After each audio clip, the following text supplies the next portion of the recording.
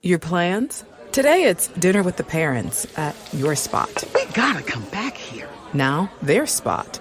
Or you're on the edge of your seat at the game. Come on, just one time. And it's the one. Or maybe you're catching the next flight to... Now boarding flight 1850. Oh, that's you. The choice is yours. And when you're with Amex, it's not if it's going to happen, but when. American Express. Don't live life without it. Frontier presents A Tale of Two Homes. I moved in with Frontier Gig Fiber and have been gaming, streaming, and video chatting up a storm with super fast speeds. And I moved in without it and haven't. So you don't have 100% fiber optic network with 99.99% overall reliability? That's correct. Well, it's never too late to upgrade. Don't just move. Move up with Frontier. Switch to Frontier Gig Service and get a $200 Visa reward card on us. Go to frontier.com/moving for complete offer details. Service is subject to availability and all applicable terms and conditions. Welcome in to the Eric Zane Show podcast, a daily show where I discuss news, nonsense, and my personal adventures. Now, if you're watching this, you're like, how does he even function with that sunlight burning in on his eyes? Like, if I position it right, I can put it directly on my eye. It looks worse to you than what I see. It's really not that distracting. It's more distracting to you is what I'm saying. But then, you know, it moves and the day goes on, which is perfect, you know? I mean, it's a metaphor of the passing time, I guess, or more like a literal example of passing time. Welcome. I am so happy that you guys are here. Enjoying this. It seems to be the norm to start around 8:10 now, 8:05, 8:08. Whatever, summertime. That's no excuse. I'm just in a bad habit. A little lazy. I think I have what's described as Oops. Hold on. Oh, this is going to be good. Fucking Jesus fucking shit.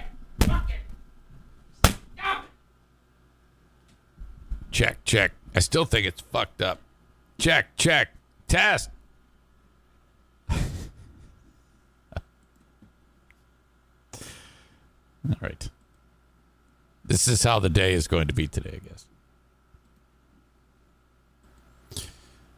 All right. Let me regroup. Where was I? I don't even remember. Oh, senioritis. Going to take a little time off. It starts with, of course, the colonoscopy. And then that's that. You know, I hope that it'll be about 24 hours from now. In about 24 hours, I'll start to actually drink that stuff that gives you the shits. I am not looking forward to that. And then that day ends. I can't eat. I think I can eat like Jell-O. And clear liquids like chicken broth, just so I can get some caloric intake.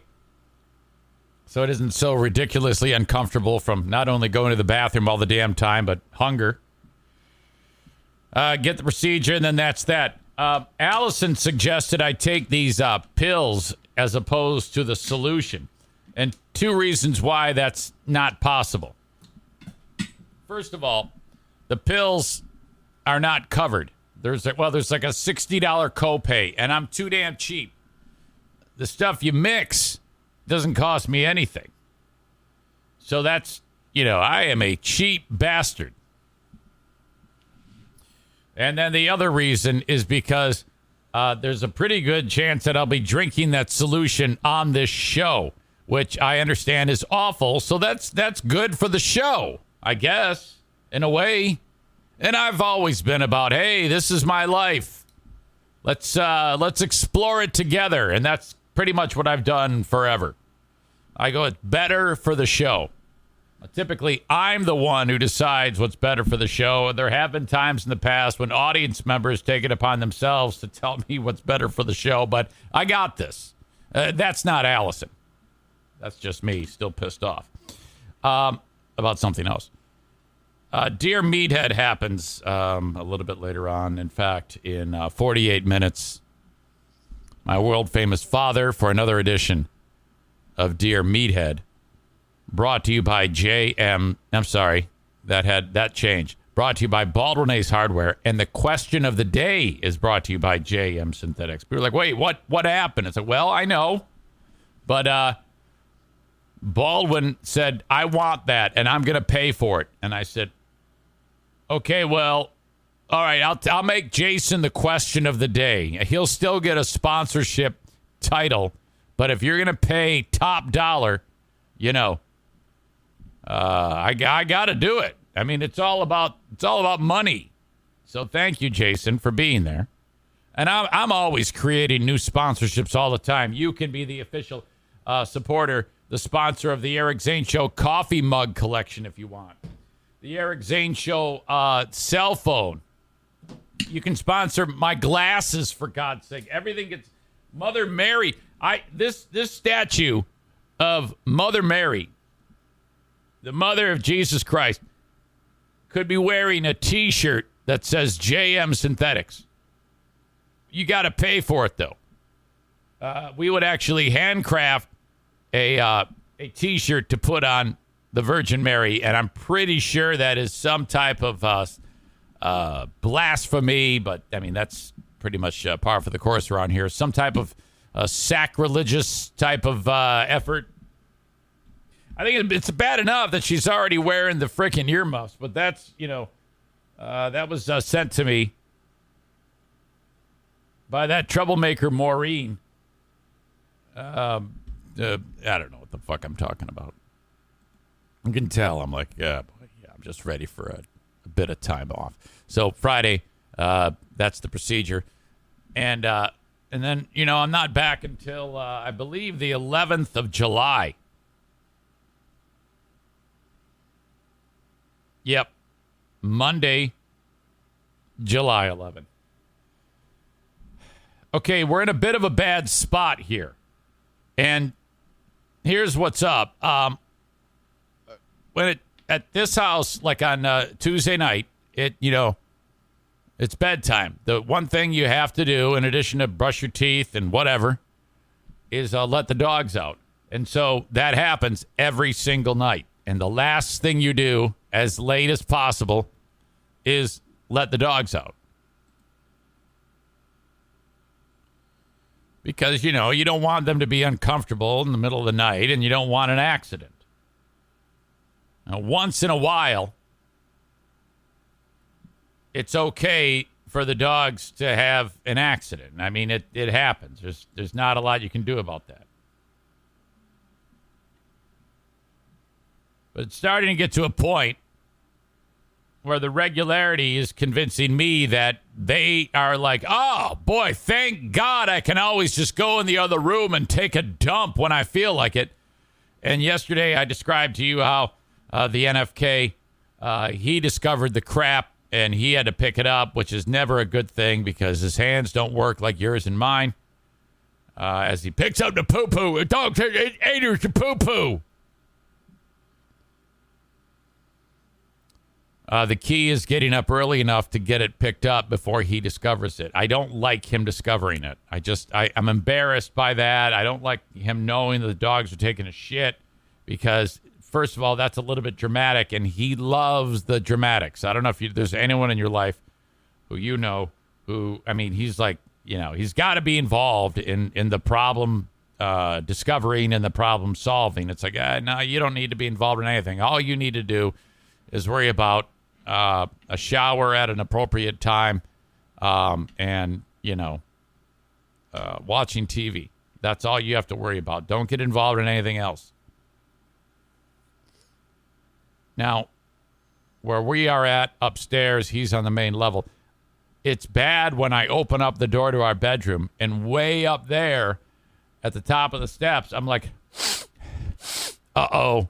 Okay, now there must be a massive amount of shit for it to go all the way through that sunroom, through the living room, up the stairs, to the top of the stairs. So I already know one step out into the top of the stairs area that there's shit there. One step down, 2 steps down, 3 steps down. I'm going down, and then his bedroom door opens up. at the exact same time now. And I go, oh, God. So now he's going to be involved in this. Fuck. I turn the corner. I look into the sunroom. Again, 2 gigantic dumps. 2 dogs, O'Neill and Daisy. And it's like, fuck, am I going to need to start putting these dogs into like the kennels? Because we do have kennels, but I don't like to keep them in there because, come on. And not only that, there's the entire carpeting is carpet bomb with shit again. And someone's pissed. I'm pretty sure it was Daisy. I'm like, what the fuck is going on here? And then I hear, oh, did they poo-poo? Yes, they poo-pooed. They poo-pooed. So then I got to go clean that shit up. And it's like, oh, God, bust out the carpet cleaner, the extractor, do the whole thing. But the whole house stinks. Amanda agrees. It might be time for the kennels. That might be what we're looking at to end this problem. Tonight, I'm going to let them out late. As late again as I possibly can. I'll give it one more try. And then this must be ended. This must come to an end. I cannot do this anymore. It's just fucking horrible. And of all the things, fucking go on the hard floor. They go on the carpet. It's a space rug, but whatever. Come on, man. We are in an effort here to get rid of every bit of carpet in this household. It's going to take a little time. All right. Update. Yesterday, I talked about this on the Patreon. The NFK's ultrasound, I guess results, what they interpreted as what's happening with his liver. I had to explain this to him, and boy, he was pissed off.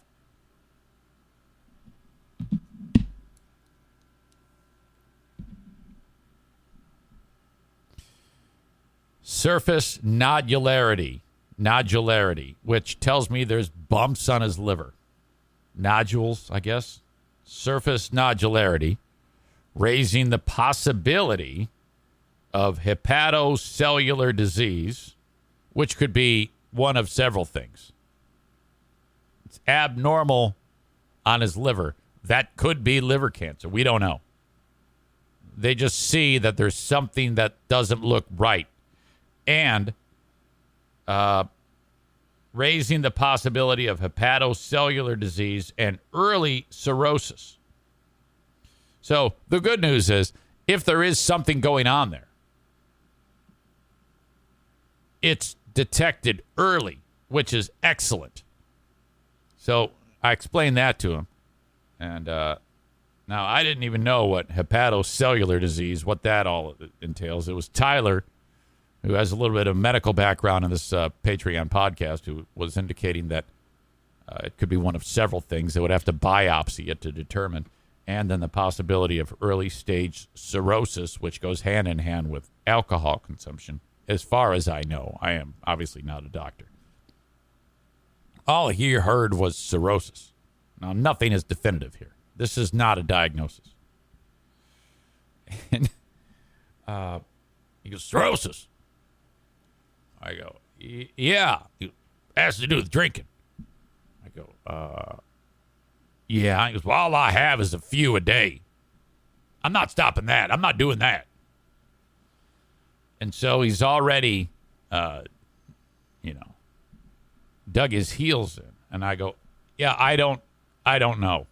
I have no idea. I said, I think it's important here to just read that and then wait for the doctor to talk to you. You might not have to stop drinking. I don't know. If he goes, well, back when I lived with Daisy, I'd drink like 10 a day. Davey, Diana's brother-in-law. Diana's brother. Jesus. my brother-in-law, the one who died. I live with Davey. I drink 10 a day, and now I only have 3 or 4 a day. I go, yeah, I don't know. I mean, now in my head, I'm thinking, I didn't say this, but I'm like, well, I have no idea what, but I know that if you, let's just say you do have early stage cirrhosis. I would think that if you do have early stage cirrhosis, if that is true, you'd want to do everything to keep it at the early stage cirrhosis, which would mean you probably don't want to consume alcohol. No more beer for Kevin. That was great. God, that was funny. No more beer. No more beer for Kevin. No more beer for Kevin.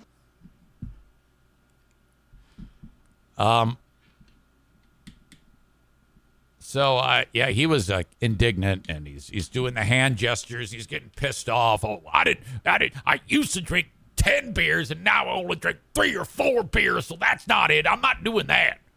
And I'm just like, okay, all right. Well, we'll talk to your doc. No big deal. That ends. I go to the gym. I come home.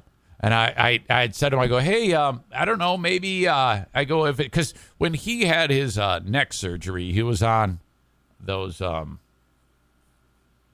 pain pills, and he couldn't drink. So he just immediately stopped drinking and had no problem with it. For months, he didn't drink.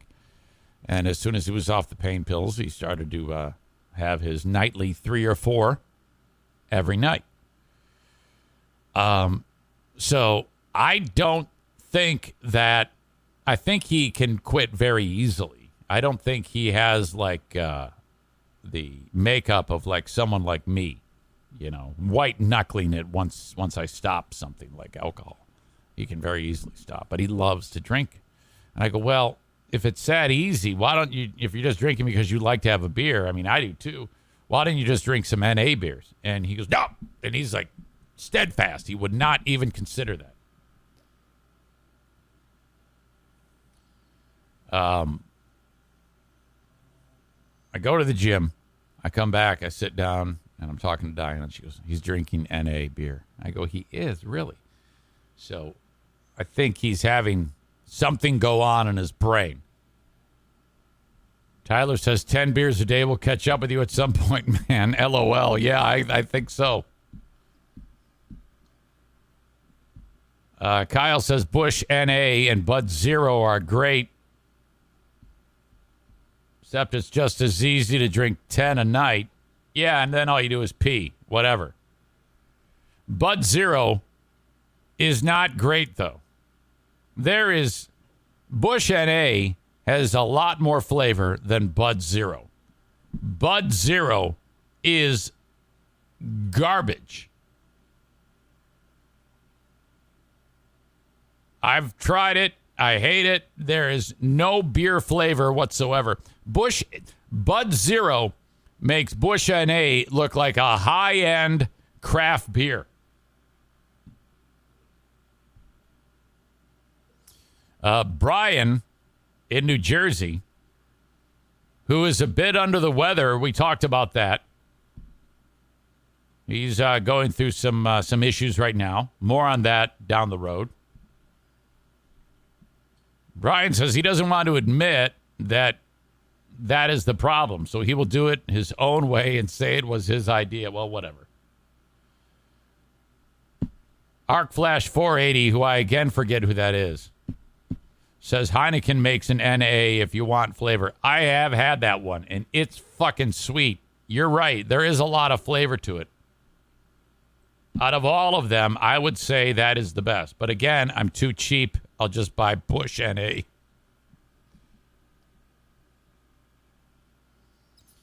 Kenny says, can we be honest? All beer is kind of awful. No, I don't know. I love it. It's an acquired taste, and once you get it, you don't want it.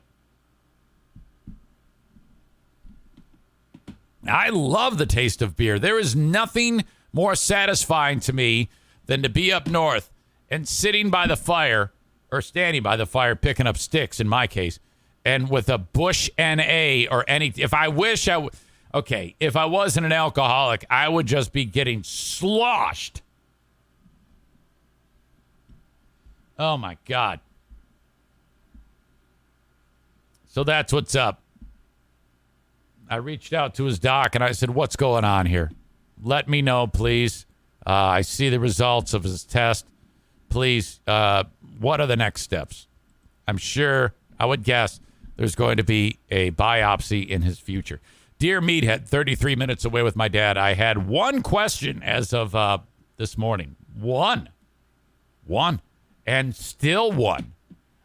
This will be the shortest Dear Meathead ever. I've gotten to a point where I give you a homework assignment. If you have any questions for Dear Meathead, I'd like to incorporate you in that. And, honestly, if it goes this way, then it will be short. I don't like to make up questions out of thin air for him. I like you to be part of it. So, 32 minutes and counting for Dear Meathead, brought to you by Baldwin Ace Hardware. Okay. Electric Forest. What the hell is that? Well, that is a festival, electronic music, and jam band event that just concluded the other day in the area in and around Rothbury, Michigan. Used to be known as just Rothbury, and now it's known as Electric Forest. Okay, I'm going to talk about this because Madison was there for it, and I was scared shitless.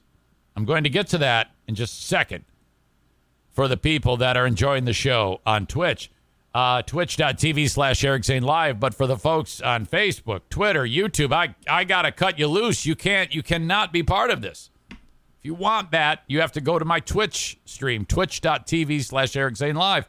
In fact, go there now, make your little username, and then watch the rest of the show. And then that way you won't have to worry about Facebook, Twitter, and YouTube cutting it short. So follow me on Twitch. That's the point. I'm trying to get you all that are watching on Facebook, Twitter, and YouTube to go to the Twitch stream and sign up. Twitch.tv/Eric Zane Live. It's free. It doesn't cost you a damn dime. There are ads in it, but you can skip those ads by subscribing. All those details are there. If you screw it up or you don't like reading, reach out to me and I'll guide you through it. But for now, I will say goodbye to you. Twitch and Facebook brought to you by Irvine's Auto Repair, Grand Rapids Hybrid, and EV. Facebook.com/Eric Zane fan page. Twitter brought to you by Blue Frost IT. And the almighty YouTube brought to you by Frank Fuss, My Policy Shop Insurance. BuyInsuranceHere.com. Yeah, Dad, I'm going to Electric Forest. I am not really... Okay. She's nearly 20 years old. And this is our last born. And I don't know. I'm having more trouble letting go. But she comes and goes as she pleases. I hate that. Hold on. Daisy! Come on! Knock it off! Hold on. Stop it! Carpet licking is prohibited in the house. I want to go to Electric Forest. I'm leaving. Oh, God. Now, the reason why I'm just like a typical parent. I'm like, okay, well, you must stay with the group because people die that go to Electric Forest. I'm not 100% sure, but I'm pretty sure someone went missing in one of the recent years of this, never to be seen again. Like every couple of months, you see some pained parent restarting their search for some. Wasn't there someone involved in the Electric Forest who there was some thoughts of human trafficking is going on there or something like that? I'm like, fucking A, man, Jesus, you're gonna go to the Electric Forest, you're never gonna come back. And then there's the I'm like, Madison, okay, stay with the group. And do you take drugs? No, no, Dad. I go, well, I know, but when you go there, I mean, I think it's like a prereq to get stoned or take some type of illicit drugs. And, you know, I don't want to hear about you foaming at the mouth because you were eating fucking fentanyl like Mike and Ike, and then they find you dead. So I'm sweating it for 24 hours. I've got the thing on my phone that tells me where she's at, and I'm just like looking at it, where her location is, seeing if it moves like off of where they're supposed to be. She finally fills me in the neck. Then they like sleep in a tent there. Like what? God knows what is going on there. I wish she was here right now so she could, but she's sleeping. She's, this is how it is when you're 19, 20 years old. You sleep till about 2 p.m. every day, and then you get up, and then you eat, and then you go back to bed until like 11, and then you stay up until 5 in the morning, and then you go to bed. And so I don't even see her. I mean, she's here all the time, but I don't even see her. She's constantly just sleeping off whatever illicit drug she's putting into her body. I sure hope not, man. This thing, though, she's describing it to me. Yeah, she's got a job. She's definitely got a job. It's a joke. Shut up. God.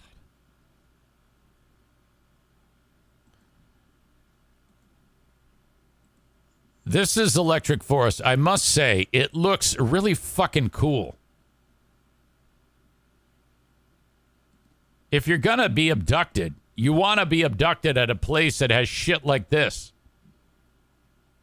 You've got, look at jugglers here. If you are stoned or on mushrooms or LSD and all of these lights are going haywire and shit like that, I guess they have a thing. Let's see. You see these two here? They're in their ponchos in case it starts raining. Some hippie chick in the background.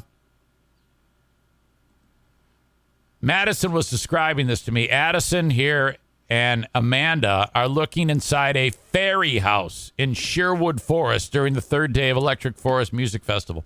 So I guess there's like someone that's constantly putting like treats inside of the fairy houses. So these stupid hippies go there. Stupid fucking hippies. Take a shower, hippie. They wander in, and then there's like candy in there. No doubt laced with all sorts of drugs. I've got a story pertaining to that a little later on.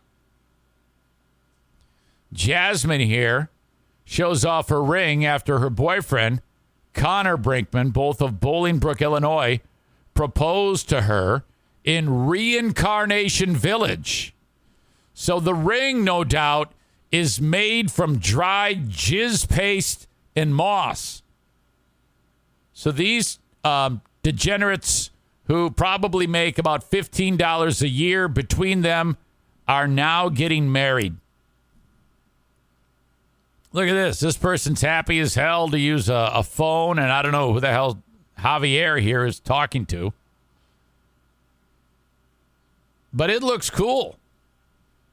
Look at here's a state cop making sure. Look, no doubt this guy right here in the Cookie Monster outfit is really, really high at this point. They have a giant foosball game made of Marvel characters and Barbie dolls. Lots of cool shit here. In fact, I think there's a video that I can share of what happens at this music festival. It actually looks very cool. I would love to go there and people watch. Oh, shit.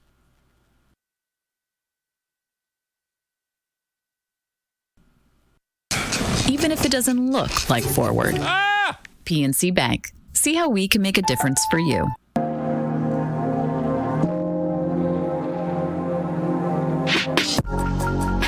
Everything just got screwed.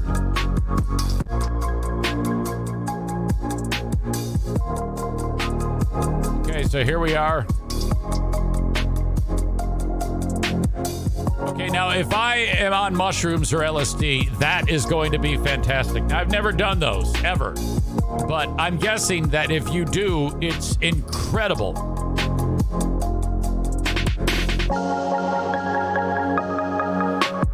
that's enough of that shit. I'll link it up, and you can watch it on your own. Technical issues. Hang on. Fuck. God. This was annoying as shit. I'm super annoyed today if you haven't been able to figure that out. God. All right. So that was a big deal. She's okay. She said that the way they have it, though, when you go to leave, there's 65,000 people that are there. One road in, one road out. 3.5 hours to get out of there. One at a time. Jesus.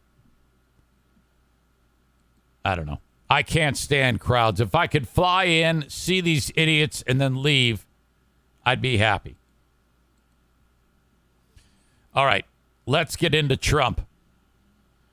Oh, my God. Now, I mean, outside of the first day of the January 6th hearings, I haven't really paid much attention to it. But I started to pay attention yesterday with this testimony from Cassidy Hutchinson. And she was let's see, what is her actual, she was the top aide to Chief of Staff Mark Meadows.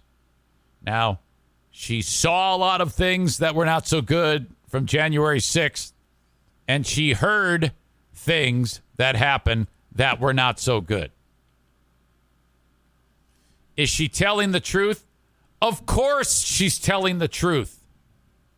Every word of this is the truth.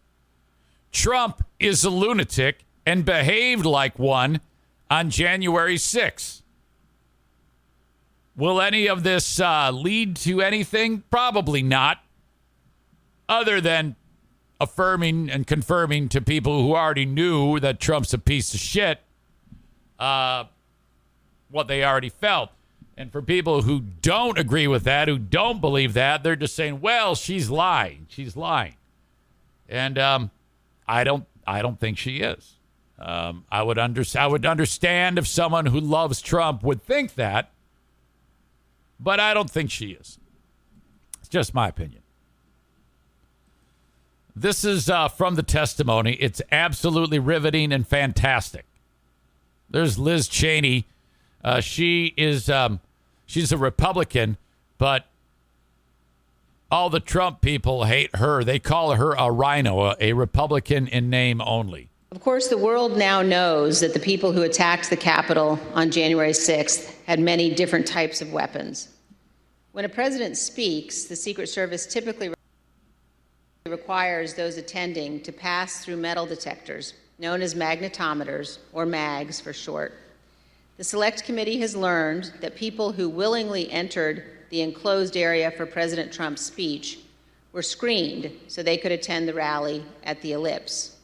They had weapons and other items that were confiscated: pepper spray, knives, brass knuckles, tasers, body armor, gas masks, batons, blunt weapons.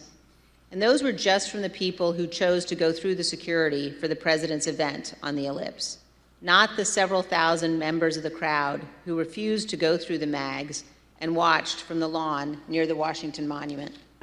There's an individual in a tree. He's going to be a white male, about 6 feet tall, thin build, brown cowboy boots. He's got blue jeans and a blue jean jacket, and underneath the blue jean jacket, the complainants both saw a stock of an AR-15. Oh, he's going to be with a group of individuals, about five to eight other individuals. All right, so this isn't exactly what I wanted to play. I wanted to play something from the testimony from Cassidy Hutchinson. That was the big one. And I have that here. I think I clicked on the wrong one. White House in the motorcade after the president's speech. Where did you go? When I returned to the White House, I walked upstairs towards the Chief of Staff's office, and I noticed Mr. Ornato lingering outside of the office. And once we had made eye contact, he quickly waved me to go into his office, which was just across the hall from mine. When I went in, he shut the door, and I noticed Bobby Engel, who is the head of Mr. Trump's security detail, sitting in a chair, just looking somewhat discombobulated and a little lost. And I looked at Tony, and he had said, "Did you effing hear what happened in the Beast?" I said, "No, Tony, I just got back." The Beast is the armored car. What happened? Tony proceeded to tell me that when the president got in the Beast, he was under the impression from Mr. Meadows that the off-the-record movement to the Capitol was still possible and likely to happen, but that Bobby had more information.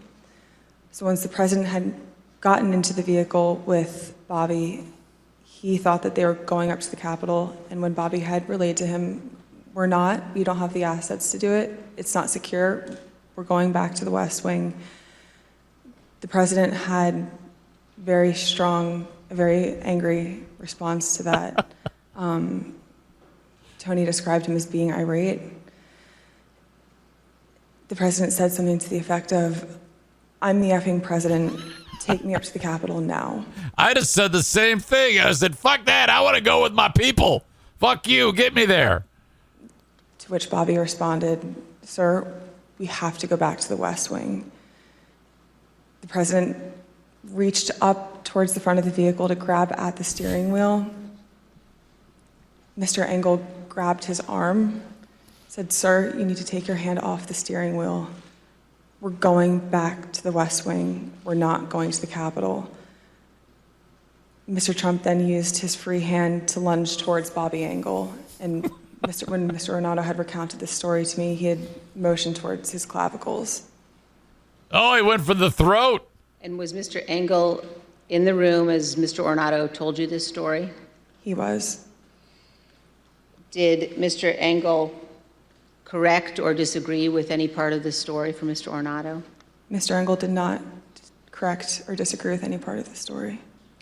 Did Mr. Engel or Mr. Ornato ever after that tell you that what Mr. Ornato had just said was untrue?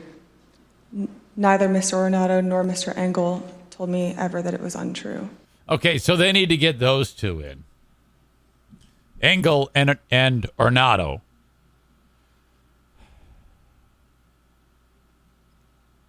Minutes before Trump took the stage, he urged the Secret Service to remove the mags, the magnetometers, to let in people with weapons because, quote, "They're not here to hurt me," a former top White House aide told investigators on Tuesday. Well, they're not here to do anything to me. I don't give a shit. Hutchinson also testified that Trump wanted to travel with the supporters, and as that quickly became the violent mob, he wanted to be there while they did it, which, fuck, I wish that happened. I wish that would have happened because he'd have gotten there and he'd have seen what's going on and he'd have been, go, and, he'd have ripped off his shirt. I mean, it would have been spectacular. That would have, had he been there, like General Custer leading that band of lunatics, that would have made all of this dog and pony show, irrelevant, because we would have had the footage of him doing, because, the idea is, did he lead these people to this? Did he incite them to do this? If so, that is where the problem is.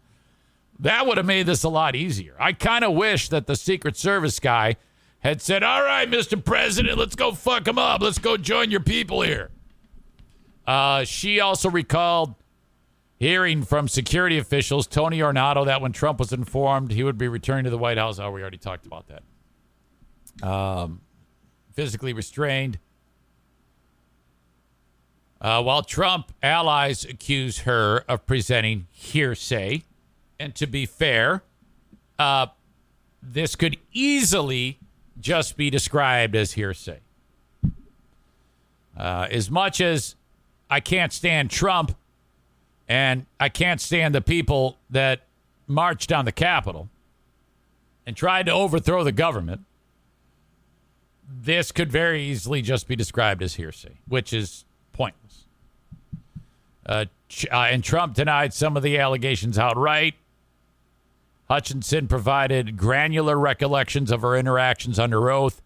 She's then said Trump White House counsel Pat Cipollone warned against letting Trump travel to the Capitol that day in stark terms. If Trump did so, his White House counsel said, we're going to get charged with every crime imaginable, from obstruction to fraud.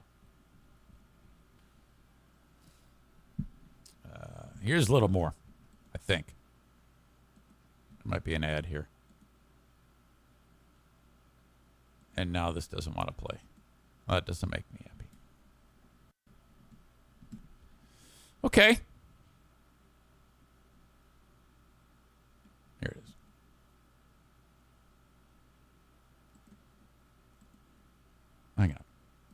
Hang on, I'm fucking this up. Looking at him saying, Rudy, could you explain what's happening? He looked at me and said something to the effect of, Cass, are you excited for the 6th? It's going to be a great day. I remember looking at him saying, Rudy, could you explain what's happening on the 6th? He had responded something to the effect of, we're going to the Capitol. It's going to be great. The president's going to be there. He's going to look powerful. He's going to be with the members. He's going to be with the senators. Talk to the chief about it. Talk to the chief about it. He knows about it. Mr. Giuliani had left the campus that evening. I went back up to our office, and I found Mr. Meadows in his office on the couch. He was scrolling through his phone. I remember leaning against the doorway and saying, I had an interesting conversation with Rudy, Mark. Sounds like we're going to go to the Capitol. He didn't look up from his phone and said something to the effect of, there's a lot going on, Cass, but I don't know. Things might get real bad on January 6th. When hearing Rudy's take on January 6th and then Mark's response, that evening was the first moment that I remember feeling scared and nervous for what could happen on January 6th. So, I guess after hearing that, what do your instincts tell you when you hear that? How does that seem like someone who's lying through her teeth? You know, I see there's some comments about the ketchup on the wall and the broken china plate. I forget where that lined up in the course of events. I guess Trump had a temper tantrum in the White House. My God. The former White House aide's remarks portrayed Trump as spiraling into an increasingly manic rage as he continued his last-ditch effort to seize a second term that he did not win. Hutchinson offered some of the greatest evidence yet of Trump's awareness of the violent elements within his base that were ultimately unleashed against Congress and his indifference to the ultimate result. And her testimony landed hard on the Hill, where some Republican lawmakers immediately pushed back. Signs of Trump's fury had been emerging for weeks, Hutchinson said, recalling that Trump once hurled a plate of food at the wall after his Justice Department batted down claims of widespread election fraud. Hutchinson's knowledge of the post-election campaign by Trump loyalists already has proven highly valuable to the panel and filled in details previously obscured by stonewalling. Okay, so there's a lot more to this. I'm going to link it up for you to check out on your own. But I guess my question is, so what? I mean, if the point is to make Trump look like a raging lunatic, everybody already thinks that needs to think that. Unless if this leads to some type of criminal proceeding. And I guess that's possible. What they find out in this intelligence hearing could then be shared with the Justice Department, who could do their own investigation to determine if the president actually committed a crime in any way, shape, or form. And if that's the case, that would open up a brand new can of worms.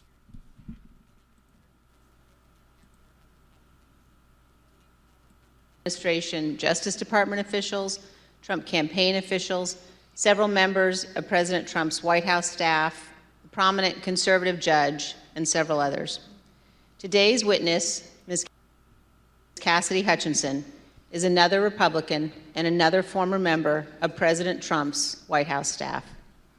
Certain of us in the House of Representatives recall that Ms. Hutchinson once worked for House Republican Whip Steve Scalise, but she is also a familiar face on Capitol Hill because she held a prominent role in the White House Legislative Affairs Office and later was the principal aide to President Trump's Chief of Staff, Mark Meadows.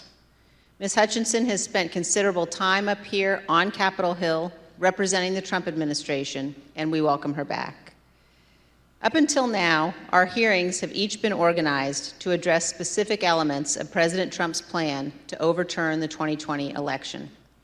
Today, we are departing somewhat from that model because Ms. Hutchinson's testimony touches on several important and cross-cutting topics that are relevant to each of our future hearings. In her role working for the White House Chief of Staff, Ms. Hutchinson handled a vast number of sensitive issues. She worked in the West Wing, several steps down the hall from the Oval Office. Ms. Hutchinson spoke daily with members of Congress, with high-ranking officials in the administration, with senior White House staff, including Mr. Meadows, with White House counsel, lawyers, and with Mr. Tony Ornato, who served as the White House Deputy Chief of Staff. She also worked on a daily basis with members of the Secret Service who were posted in the White House. In short, Ms. Hutchinson was in a position to know a great deal about the happenings in the Trump White House. Ms. Hutchinson has already sat for 4 videotaped interviews with committee investigators, and we thank her very much for her cooperation and for her courage. We will cover certain, but not all, relevant topics within Ms. Hutchinson's knowledge today. Again, our future hearings will supply greater detail, putting the testimony today in a broader and more complete context. Today, you will hear Ms. Hutchinson relate certain firsthand observations of President Trump's conduct on January 6th. You will also hear new information regarding the actions and statements of Mr. Trump's senior advisors that day, including his Chief of Staff, Mark Meadows, and his White House counsel. And we will begin to examine evidence bearing on what President Trump and members of the White House staff knew about the prospect for violence on January 6th, even before that violence began.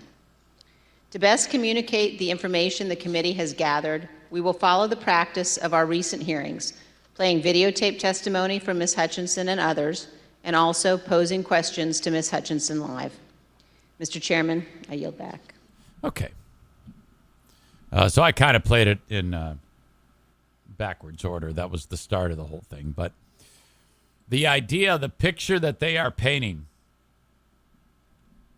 of he knew about all of this and what was going on. I guess my question is, are they trying to make it hand deliver on a silver platter the idea that they can charge the former president with being responsible for this? We shall see. Sam the Jew writes, the election was rigged. Don't listen to this woman. No, now if it's me, my opinion doesn't matter. My opinion doesn't mean shit. But I believe that Trump's too stupid to know what he was doing in planning an insurrection. I don't think he planned the insurrection, but he didn't do anything to stop it. Is that make him guilty of something that is criminal? Probably not. The whole thing was stupid, in my opinion, and I guess could have been prevented if he hadn't started all this nonsense that the election was stolen, which it wasn't. Everybody with a brain knows that. No offense, Sam the Jew, if you really think that. I don't even know if you do. It's hard to tell. All right. But that was incredible. Just the idea of him grabbing the steering wheel and saying, fucking go to the Capitol. Holy shit. All right. Patreon, thank you. I had a couple of people that signed up. I had somebody sign up for a whole year yesterday. Thank you so much to, I am saying hello to Doug. Doug R. just signed up for a whole year. I appreciate that, Doug. Signing up, patreon.com/Eric Zane. Very, very cool. I appreciate it so much. If you want to be part of the audience on Patreon, patreon.com/Eric Zane for $5 or $10 a month, you can be part of it. And I do podcasting, additional podcasting there every day of the week. So thank you very much if you're on there. Even thank you to those who were part of it in the past. I appreciate that. And hopefully maybe you'll come back one day. Some of you cannot. Some of you actually cannot come back. There have been over the years a handful of people that you're actually not allowed to participate. You know who you are. Patreon.com/Eric Zane. The open and the live stream of this show brought to you by Full House Comedy shows in and around West Michigan. FullHouseComedy.com. Go check out a show. You will have a great time. And there you go. Dumpster divers. If you need a dumpster in front of your house, maybe you're redoing the roof, maybe it's your own junk removal, maybe you're hiring dumpster divers to get rid of the junk for you. Everything you need is at dumpsterdiversllc.com. They just had their biggest month ever, according to Kyle from Dumpster Divers, and I'd like to think that we had something to do with that. So thank you very, very much to the audience. For when you need a dumpster, calling on Dumpster Divers. DumpsterDiversLLC.com. You can take care of it all online, or you can call or text 616-375-9962. BuyInsuranceHere.com. That's where you go to talk to Frank Fuss from My Policy Shop Insurance. Frank wants to make sure you get health care. Gone are the days when you throw your hands in the air and say, I can't get insurance. My employer doesn't offer it to me, or I'm between jobs, or it's too expensive. No. You can get insurance. Would you just let him do it for you? Okay. His services are free, and he's going to put you in touch. He's going to get you set up with everything you need to be set up for at healthcare.gov. All of the T's are crossed, the I's are dotted, and you will be in an insurance policy by the end of the day. 616-914-4070. Frank does this for me, for my family and I. He does this for the NFK because he's a Medicare Advantage plan expert. His services, as I said, are free. He gets paid by the insurance company. BuyInsuranceHere.com. Dear Meathead, brought to you by Baldwin Ace Hardware, the presenting sponsor featuring the question of the day, brought to you by JM Synthetics. Let's get him on the horn right now. Bring in Dad for Dear Meathead.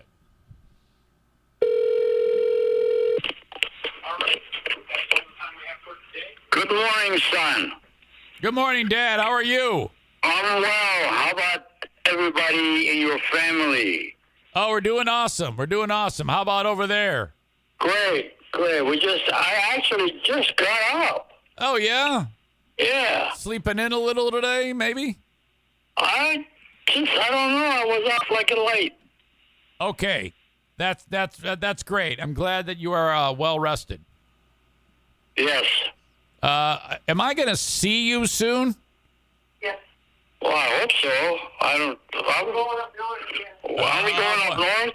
Is that, yeah, is Joanne, I could hear her. She indicated that you will be up there very soon. Yeah. Well, I'm going too, Dad. So that means we're going to have like a cookout together. You'll sit next to your buddy Kevin.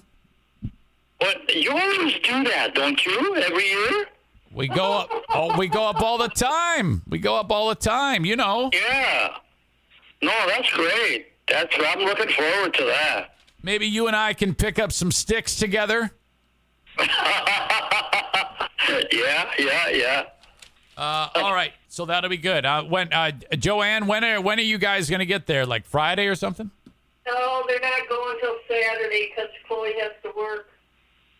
Saturday. Okay. Did you hear what she said? Yeah. Well, that's cool. I'll be up there I guess you're staying until Tuesday, I think.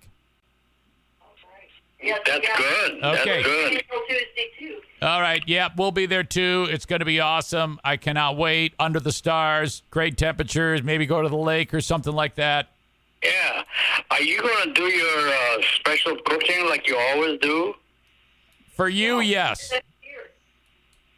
Well, oh, Joanne says you did that when you were here. Yeah, that's when we had the shish kebab. But I was going to make a comment on that for you. I'll tell you, you just you do such terrific things when you do that. Yeah. I'm just looking forward to that generally.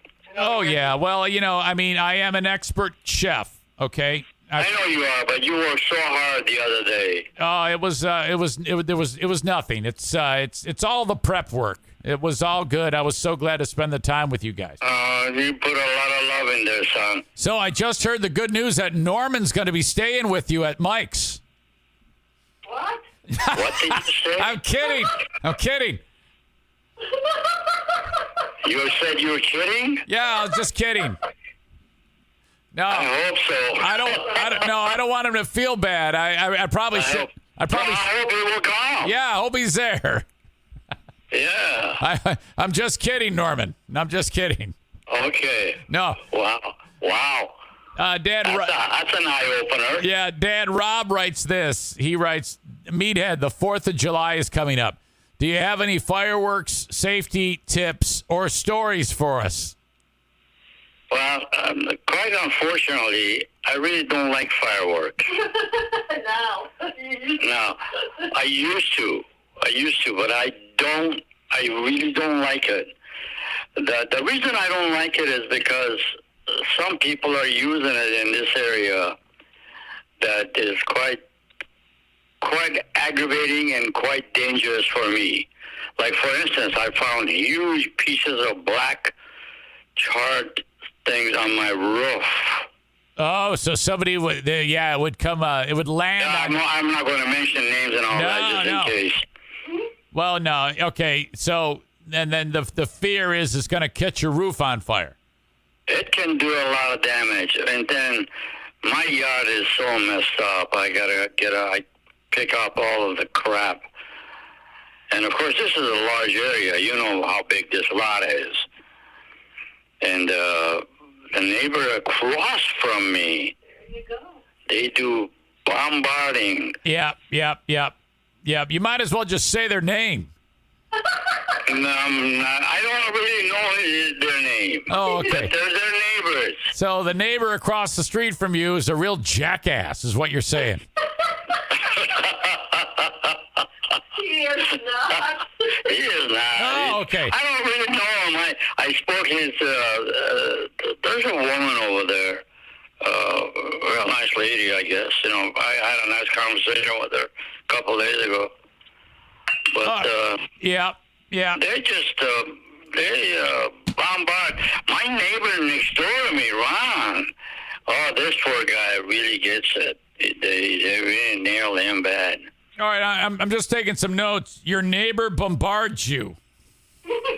Yeah. Okay. Now that's another neighbor. I got quite a few neighbors in here.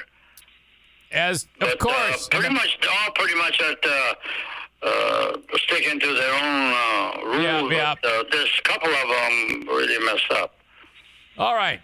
Adnan writes, "Dear Meathead, do you remember the time when Uncle Peter punched you in the eye?" Punched me in the eye? Yeah, I do. Yeah, we were just talking about that after Uncle Peter's passing, and about that moment in time when that happened. And that was ugly. I'm not going to lie. It was ugly, but it sure was. I cannot imagine, meeting with him again after that. I mean, was there ever an apology made or anything? Nah, he don't do any of that. Boy, the way you guys handled yourselves back in that era, in the mid-1970s, where you can just punch somebody in the eye, and then the next time you see him, just like, "Hey, how you doing?" Like everything's fine. Well, yeah, Peter helped me that shed that you've got. Yeah, he helped you build the shed. He did that to it. Yeah. He built that shed. Yeah, I guess that's the way it was back then. You punched. We got over things, you know. I mean, that would be like me. Okay, losing fitness, gaining weight, that all hurts a person mentally. Honest to God, that can affect your relationships. It's time to turn this thing around. I want to help you feel better. And all you have to do is decide that you want to try. I want you to try this as you're trying to turn things around. It's the FitBod app. This thing is amazing. You don't need a ton of weights to do this. You can do it in your home with no weights. You can do it in the middle of nowhere like I do at Fear Bunker North. You can do it at the gym. The workouts are tailored to what you have to work with. And my gosh, they work everything. Muscles, cardiovascular system, you name it. It's time to turn it around, and I want you to do it by using the FitBod app. One of the important things about FitBod is the algorithm changes, which, those are words that's kind of like above my pay grade, but it senses and knows when you're improving as you work out and updates your fitness plan as you go so that you're not like stagnating and things like that and plateauing. FitBod has figured it out, and all you have to do for less than the cost of one session with a personal trainer, you can get a full year of personalized workouts with FitBod. It integrates with your Apple Watch, Wear OS smartwatch, and apps like Apple Health, Fitbit, and Strava. Man, this is incredible. You can crush your summer fitness goals with personalized workouts from FitBod that improve as you do. Get 25% off your subscription or try out the app for free when you sign up now at fitbod.me/Zane. It's got to be fitbod.me/Zane. Try it out and see for yourself. 25% off your subscription or try it free at fitbod.me/Zane. FitBod. You made it. Checked out of office to check into the sweet views of this place where the kids aren't asking for the Wi-Fi. Mom, can we go to the pool? And when you're with Amex, it's not if it's going to happen, but when. American Express. Don't live life without it. Punching my brother-in-law Kevin in the eye, Yeah. Oh, this guy, he was, He's got a big stick. oh, man. Wait, what did... He would not hesitate to hit God. What did Joanne just say? She said he's got a big what? A big stick. Oh, I thought she said something else. No, big stick. Oh, got it. I don't know what that stick means. What stick was that, Joanne? Yeah, that was... I got special sticks. Wow. The guy, whatchamacallit's brother, Mike's brother. Yeah. He bought one, and I ended up having it. Yeah. Okay. All right. So we're talking about sticks here, right? Yes. Okay. Sticks. Good. All right. Wooden sticks. Gotcha. Okay. Nathan writes, "Hey, I'm planning a vacation, meathead. Do you know of any good vacation spots?" Oh boy. I'll tell you what. We did vacation years ago. San Diego. We traveled quite a bit of country there, but San Diego is a favorite area for us. San Diego is a good time. Okay. What about good time? What about Grayling, Michigan? Well, yeah, Grayling is actually what I grew up with. It's my favorite. I did so much over there. You grew up in there. Yeah, but that's just because of family. But there was family. But the other one I'm talking about is Joanna and I used to travel quite a bit. Yeah, I mean, like there's scenic things to do in San Diego, and you got the ocean. I mean, Grayling, all you do is pretty much back in the day we'd get drunk and throw up. Yeah, right. Honestly, I don't have any favorite of anything. Any traveling along with the friends is a great thing to do. All right, Dad. Kenny has a question. He says, "Dear Meathead, my question's a little different today. What is the best piece of advice that anyone ever gave you? Stop drinking. They've really pushed the issue of my stopping. Was that? booze Wait, up. did Joanne just say stop drinking? Stop drinking. Yeah. Wow, you know what? She's probably right. Yeah. I haven't had a drink for maybe 20-some years, isn't it, Joanne? No, yeah, longer than that. Yeah, maybe more than that. I remember that. I think I about dropped the phone when you told me, yeah, I quit drinking. I was like, you did? How? I'm on a dime. She told me that she gave me an ultimatum. Oh, you had that happen too? I had that happen as well. Yeah. Yeah, we both had the same lecture from the significant other. I mean, when we were up north, oh, good God. Oh, Jesus. Yeah, I tell you what, I'm still finding schnapps bottles. I don't know why that was the case, but then again, I'll tell you what, I feel great that I do not drink. Yeah, it keeps you alive longer. You know, ultimately. I haven't had a touch of that in years. Yeah, I don't. Do you ever get like urges or anything? No, none at all. Yeah, I don't either. Somehow I've been blessed with being able to quit that cold turkey like you did, and not look back. But people are just drunks. They're no fun. I mean, you know. Yeah, it's tough. It's tough being around a drunk when you're not drunk. What about now? I occasionally have dreams that I'm drinking, and then I wake up and I feel bad because I've convinced myself from the dream that I drank. Have you ever had a dream that you were drinking?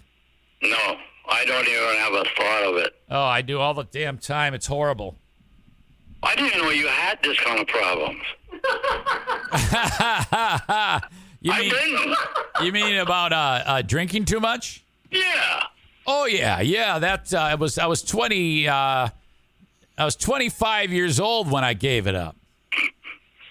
Because I don't remember that. Yeah, well, I mean, I wasn't with you, but because I was living with Diana, we were married, and I was drinking a lot, and she said it was interfering with our relationship, and that I had to choose between the booze or her. So I said, well, I choose you, of course. So then that was it, you know? I mean, that's very similar to what you went through. Thank God. Identical. Yeah, thank God that our wives did that. I mean, we owe a lot to our wives.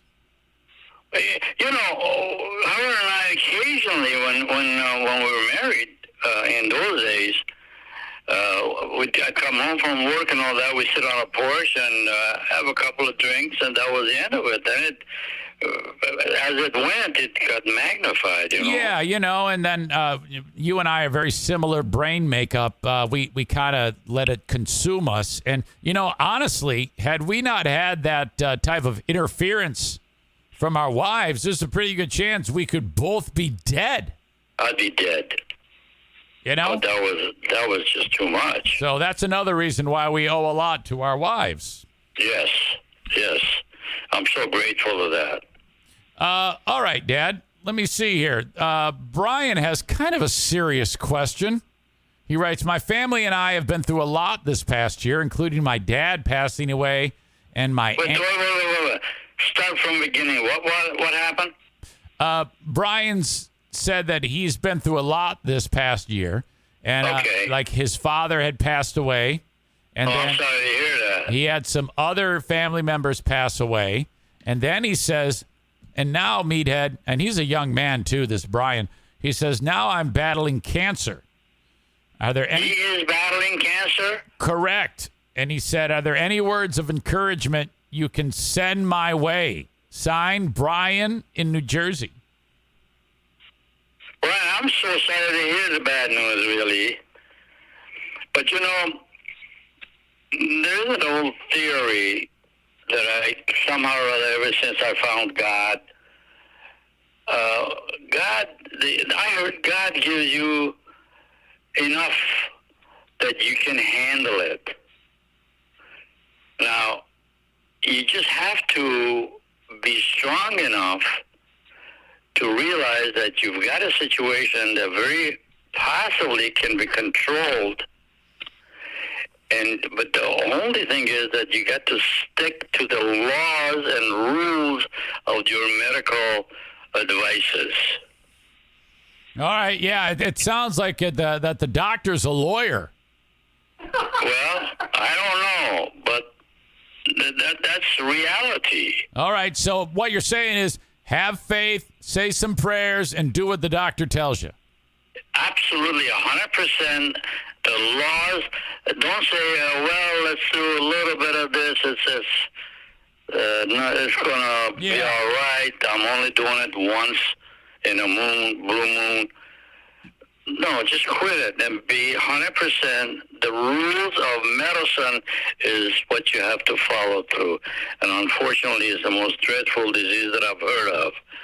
Well, I'm pretty so sure. Sorry to hear that. I'm pretty sure Brian is in some great hands with his medical professionals. I talked to him. 100%. Adhere to the rules that they give you. All right. Well, I like that. And then if you could talk to God, I think you'll be good to go. And you know what? Not everybody believes in God, Dad. You know what I mean? Yes, I realize that. Like I've got. But it's about time they find out. God is given to us from the powers that has somehow or other existed for years and years and years. And it's a comforting type of thing. Well, if you feel at peace after saying some prayers, that wellness that you feel, that could promote healing, could put you in a good spot mentally, which, in my opinion, can help with your attitude as you deal.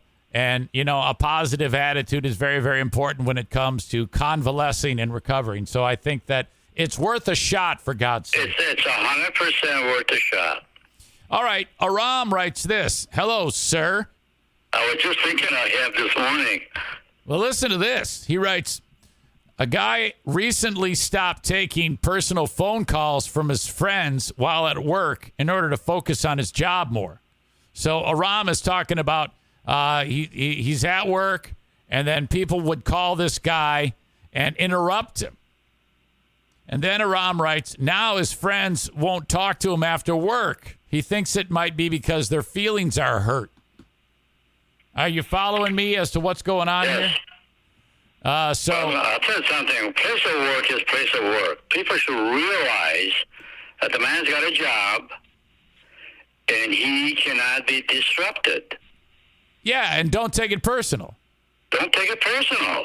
Call him at his home when he's after work. Okay. Yep. That sounds. You can't call him on his job. His employer doesn't appreciate you picking up the phone every 15 minutes to respond to a call. He's got a job. He's got a responsibility. Right on. You know, things happen. It's not the end of the world. Yes. Okay, Dad. The lovely Brandis. This is a sweet lady named Brandis. She writes, Dear Meathead, can you tell me what has been your favorite vacation in your lifetime? We got a lot of vacation questions for you today, Dad. What's your favorite vacation in your lifetime? Well, I got to go to my wife on that. I'll bet. My vacations when I was a single guy was no vacation. It was a drinking party and whatever. Right. But my vacation has always been with my wife. Probably when we went to California, right, Dad? Right. Yeah, that was wonderful. California trip was a wonderful trip. We really had, we did. We enjoyed it. And we were we newlywed, Joanne, or? You had only been married a few years when we went there. I didn't like it because my cousin's Russian husband tried to get me drunk. Well, we did that too. Yeah. I remember a guy that played some kind of an instrument. Yeah, that was Vahag. We were visiting him down there. Yeah. That's the one that gave him That was That's the one that gave you the blues. Yeah, that was Vahag the Russian, that crazy bastard. Right. He would take his instrument under the water and play it underwater for a few seconds. I remember that. He got out of the water, and then he made me a big, stiff drink of whiskey with a little... Oh, my God. It was vodka. Whatever. And he said, hey, yeah, because I had a summer cold. And he goes, drink this. It'll make you feel better. Stupid Russian. And so I slammed it. And you started puking. I started throwing up everywhere. It was horrible. I was 14 years old. Unbelievable. He probably turned me into an alcoholic right there. Oh, my God. I couldn't believe it. Okay. Well, Dad, we are just a couple of days away. I'll see you down the road. It's going to be terrific. I can't wait to see everybody. And, I've got one more for you, Dad. All right. Lay it on me. I guess it's from me. Dad, I'm getting a colonoscopy on Friday. Why? Well, once you turn 50, you're supposed to get one every so often. Oh, I see. Yeah, I see. It's a preventative thing to make sure that I'm healthy. Have you ever had one of these? No. You never have? Joanne says I had two. I don't remember that. You said no, and she said you had two. I've had several, she said. Okay, well, now Joanne's been through this too. With colon health, it's not the most pleasant thing, but it's very, very important, obviously. Yes, it is. You know, just in case there's something wrong, they can catch it early. Do either of you have any advice for your sweet son? Well, no. The advice is that you have to go to doctors and start listening to what the doctors do. Oh, yeah? That's what I'm doing. Yes, and you're doing a good thing. But what, is this just, are you alerting me or something? Or? Well, it's just Kenny reminded me that since I'm having a colonoscopy, I should ask you if I have any advice as a patient. Well, I thought that the only reason you had colonoscopy is because you had an issue or something. No. You know how, like, when you go to a doctor and he holds a stethoscope up to your chest to listen to your heart? Yeah. This is similar to that, except they put the camera inside of your keister to make sure there's no cancer there. Ah, yeah. They almost knock you out. Yeah, they put the medicine in you, and then then you wake up and it's over. Yeah. Hey, you said something. I got to talk to you about my doctor. I don't think he listens to this thing. When I go to checkups, I do that 4 times a year, every 3-4 years, 4 months. He listens to your heart. Listen to how he does. He's got this stethoscope, or what is that what they call him? Instead of putting it on your chest, he just runs it across it. It barely touches my shirt. Oh. And he thinks that's a good thing to do. Well, that's his, I guess that's his thing, huh? Nothing. He asks me if I'm all right, then that's it, Oh, I'm actually quite relieved. I thought you were going to say that he, like, puts it on your ding-dong. No.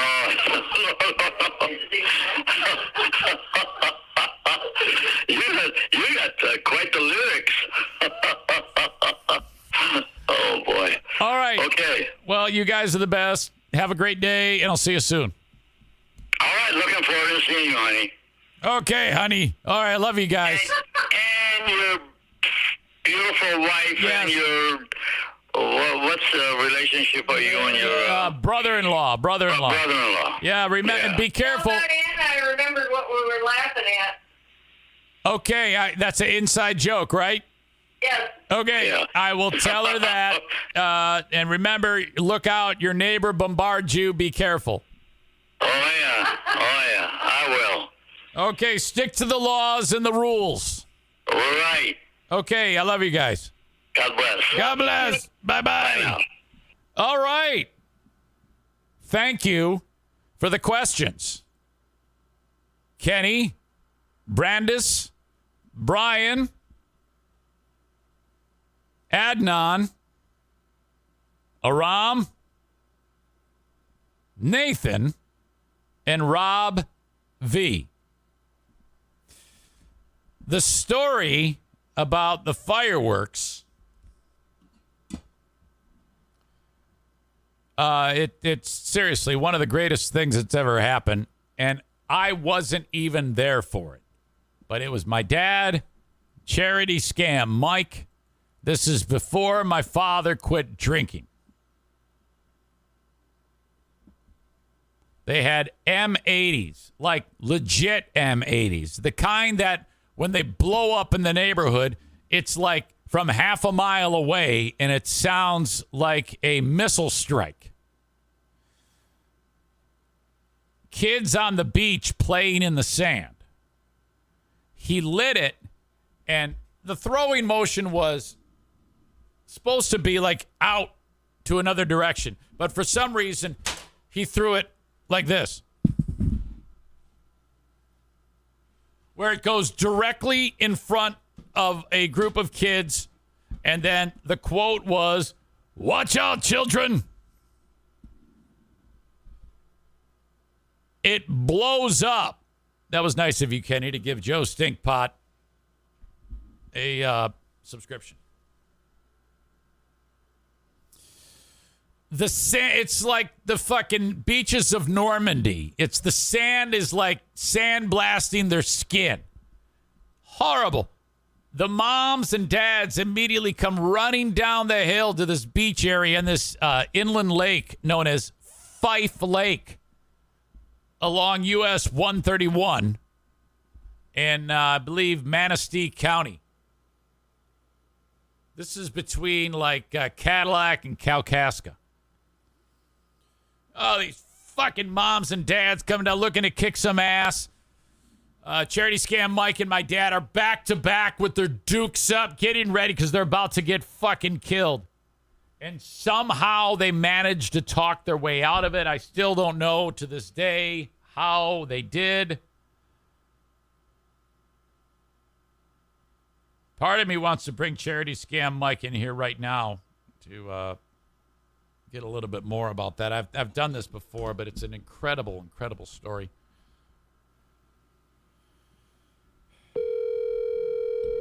He's probably asleep. There's no way he's awake. And then I got to catch up on ads. I am so far behind on ads.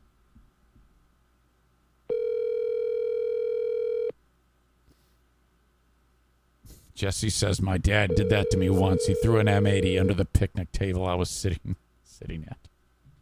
Accidentally, he says. Fuck. You reached Mike for the...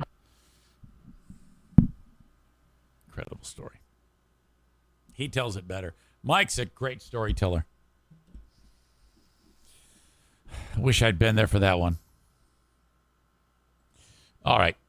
Baldwin Ace Hardware brings you Dear Meathead. Hire me on Cameo. Cameo.com/Eric Zane. I won't let you down. You'll love it. Berlin Raceway. I actually have tickets to give away for Berlin Raceway. I need to make a post on Facebook to do just that. Berlin Raceway is such a jewel in the area. It is a NASCAR home track. The 7/16 of a mile, just under a half mile, sort of oval. Great fun. Buy your tickets online, berlinraceway.com. Buy them today for this week's races. They're $12 a pop when you buy them online. And what's awesome is 15 and under get in free at Berlin Raceway. So $12 a pop, 15 and under get in free. The parking is free. The beer is cold and cheap, $5 a pop. The hot dogs, $3. They make this affordable for your entire family. Plus, the whole idea of bringing in a cooler and, being able to bring in your snacks is awesome. And that's no problem at all at Berlin. And in addition, you can bring in your soft drinks, too. The only thing that you cannot do is bring in any glass or booze. No glass, no booze, and then you are good to go at Berlin.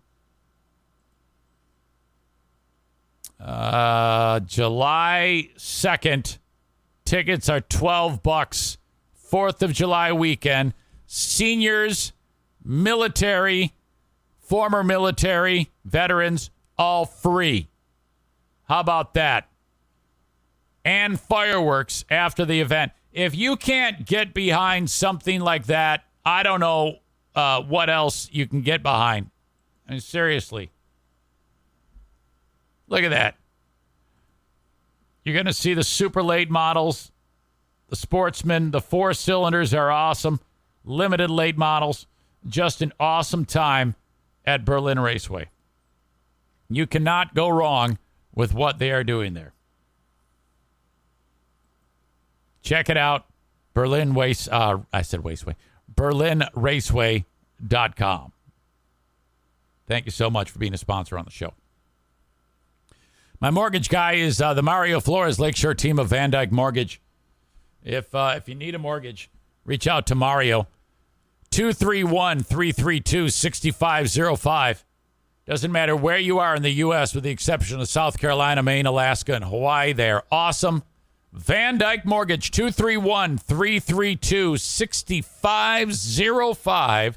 Thank you very much. So if you got great credit, this is going to be easy. If your credit stinks, it's going to be a little bit more difficult, but what the hell? They'll take care of you, and we'll make it happen. Very, very cool. Thank you so much to my friends at the Mario Flores Lakeshore team of Van Dyke Mortgage. Okay. One more. TC Paintball. They're awesome. Book a party, tcpaintballgr.com. Saturday, you got to book that thing in advance because they're packed. But Wednesdays, today, that's Ladies' Day and Little League Day at TC Paintball. I would love... Rick is... boy, we are off to a terrible start on Trigger Time with Rick from TC Paintball because I won't be here this Friday, so that'll be a bummer. He's only been able to do 1 or 2 of these. One, when he was ready to go. It was one, the first one I called him, he wasn't prepared for. Second one I called him, he was just recovering from COVID. I won't be here this Friday. I won't be here next Friday. Holy shit. If you want to book a party at TC Paintball, tcpaintballgr.com. All right. Hold everything. I got to go tinkle. I will be back. Been following the story about Brittany Griner, the WNBA star who, boy, the timing on this couldn't have been worse. She plays basketball in Russia when the WNBA season is not going on. She's one of the greatest WNBA players that have ever laced them up. She's a force of nature. She's like 7 feet tall. I remember when she played college basketball. I think she was in Baylor. She played basketball at Baylor. Right away, some not so nice comments about her. Look at this. Jesus. Melissa says, this makes me giggle. Maureen says she looks like a dude. And then Melissa says, and she's a twat. Wow, that's a lot of hate flying at her. What in God's name could she have done to make her being imprisoned make you laugh? And then Maureen says she looks like a dude. I don't think she looks like a dude. What are you talking about? She's tall. And then Melissa calls her a twat. Very strange to me. Some aggressive. I don't think she looks like a dude at all. Looks like a tall lady, really tall lady with long hair.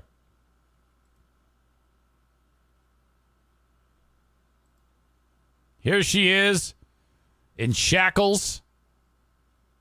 Melissa says she protests the national anthem being played. Oh, please.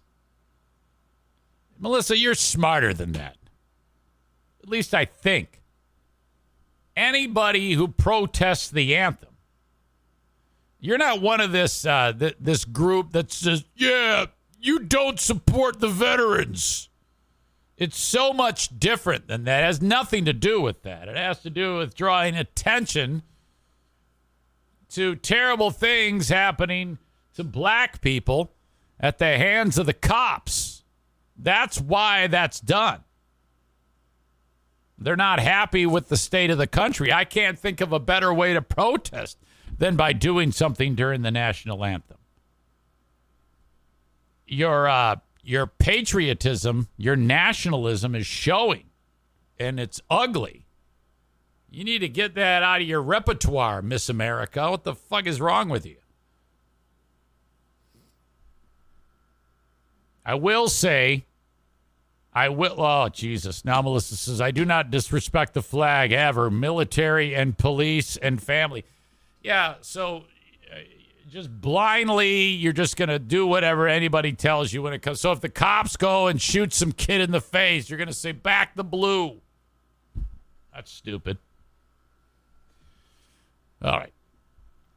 I will say, though, that Griner, her actually, being in a place like Russia when World War III starts and going to the airport with something that she should not have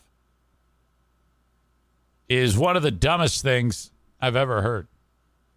Some type of hash oil or something that she would put in a vape deal. Look at that. Look, she's like so surprised. She is in deep shit. This is going to get ugly. I cannot believe the stupid maneuver of, okay, the United States is now at war with Russia by proxy. Okay? Giving weapons to Ukraine to kill Russians. So, the Russians are at the airport waiting to bust any Americans. And this woman who is 7 feet tall, she might as well have a sign that says, I'm an American. Come investigate me. So, of course, and then she actually has hash oil on her. So now the Russians, they want to make an example of her. During the entire, she's not going to be allowed to get out on bail in Russia until this court thing is done, and she could get 10 years locked up in a Russian prison over this. This is fucking terrible, and I don't think the U.S. is willing to do anything about it. I mean, if you're Joe Biden and you really want to appeal to the base, you need to get the black woman out of jail. Okay? So far, your presidency has gone horribly. No one has been buying what you're selling, and anything that you've touched has turned to shit at this point. You need a win. So, but I don't think there's anything he can do at this point to get her out of prison. She's fucked. Because here we are, the Russians are going to say, well, we don't want anybody on a prisoner exchange. Just stop sending rockets over to the Ukrainians. And we're going to say, no, we're not going to do that. We're still going to kill your Russian soldiers with our own equipment. Okay, well, then she's, going to stay locked up. They've got this. They've got all the leverage that they need in this. They have nothing to lose. Now, typically, when a person gets out of Russian prison, it wouldn't surprise me if she's only like 4 feet tall because they've hacked off her legs. By the time it's all said and done, there is going to be no mercy on Brittany Griner. And that makes Melissa, the racist, happy. Melissa just announced on the show that she is bigoted. You heard it. You saw what she wrote. She said it makes her happy, and that we can only assume that she is a bigot going forward. Oh, no, I just lost another listener. Oh, no, I'm just kidding. Settle down. The idea is floated from Tyler. The logical thing to do is arrest Alex Ovechkin for something and then trade the athletes. That's excellent. Terry says you can willingly kneel because of our freedom. When we are forced to kneel, that is a problem. Yeah. All right. I don't have a problem with that. And Melissa doesn't either. Melissa's talking out of both sides of her mouth. Melissa is a wonderful listener and a great supporter, but clearly simple. The idea Biden screws everything up so bad, if he did get involved, they would probably put her to death. Yeah, this is rough. U.S. officials, including Congressman Colin Allred, have claimed Griner as a political prisoner. A spokesperson for Putin, Dmitry Peskov, told NBC News that Britney's detainment is because she broke the country's law, not because she's being used as some sort of pawn. And you can't, they've got all the leverage. They can do whatever they want, no matter what they say. It doesn't matter. The U.S., according to Allred, is actively negotiating to get Griner back on American soil. That's going to cost you. Stand by.